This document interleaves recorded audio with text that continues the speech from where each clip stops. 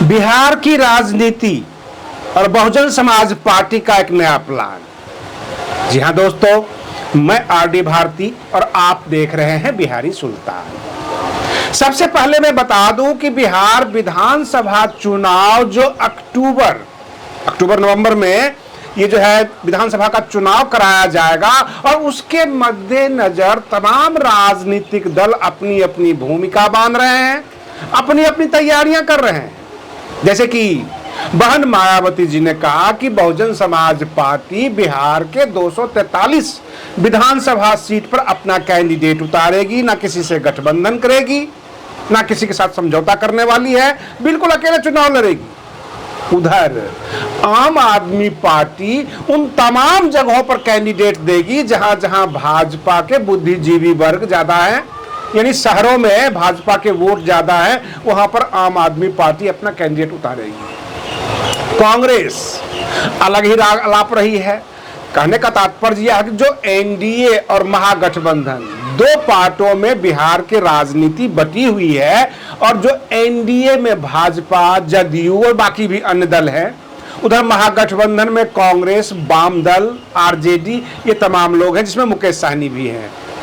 लेकिन जो सबसे बड़ा सवाल उभर कर आया है कि बहुजन समाज पार्टी के प्रदेश प्रभारी अनिल चौधरी ने एक बहुत बड़ा बवाल खड़ा कर दिया है और इससे बसपा के लिए पूरे बिहार में चर्चा हो रही है कि दलितों का हितैषी कौन, दलितों के लिए आवाज कौन उठा रहा है।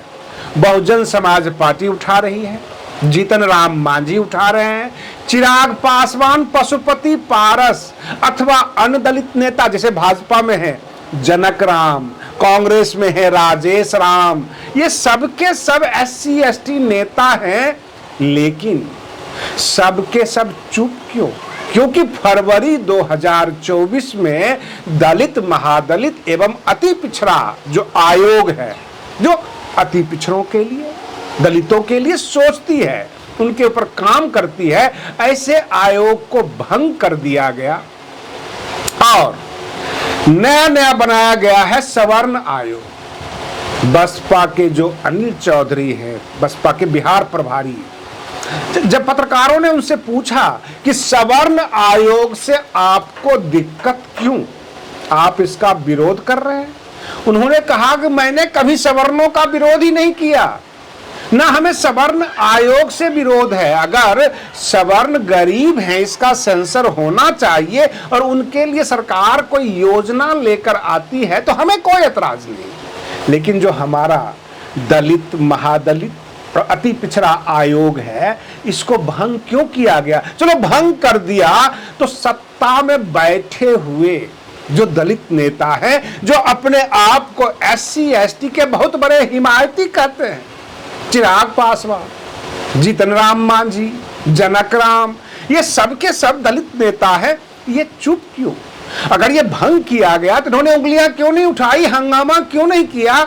यानी हमारे बहुजन समाज के लोगों को बेचकर उन कुर्सी पर ये बैठना चाहते हैं, हमारे बहुजन समाज के लोगों के भावनाओं से खेल रहे हैं, झूठा नाटक कर रहे हैं, अपनी अपनी कुर्सी के लिए लड़ रहे हैं। जब बहुजन समाज के हितों के खिलाफ काम किया गया तो ये लोग चू शब्द नहीं बोल पाए।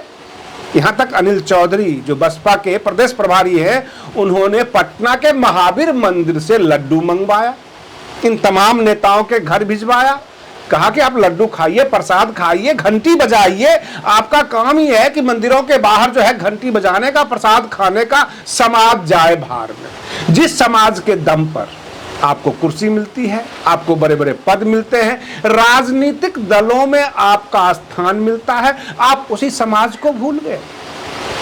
बहन मायावती जी SC ST के पक्ष में बोलती हैं, केंद्र सरकार से सवाल करती हैं, सवर्णों के खिलाफ वो नहीं बोलती हैं, खिलाफ बोलने की जरूरत भी नहीं है, क्योंकि नेता होता है किसी के हक में बात करने के लिए। दलित, वंचित, शोषित, गरीब कोई भी जाति का हो, उसके हक में बात कीजिए। खिलाफ में तो वे लोग बात करते हैं जिनको बरगला के वोट लेना होता है। बहन मायावती जी ने कभी वोट की राजनीति नहीं की।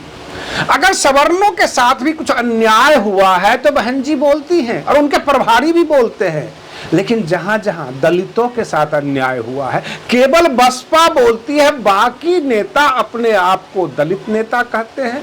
लेकिन अन्याय जब हो रहा हो, सत्ता की मलाई खाने के लिए चुप्पी साध लेते हैं। कई बार इस तरह की घटनाएं हुई हैं।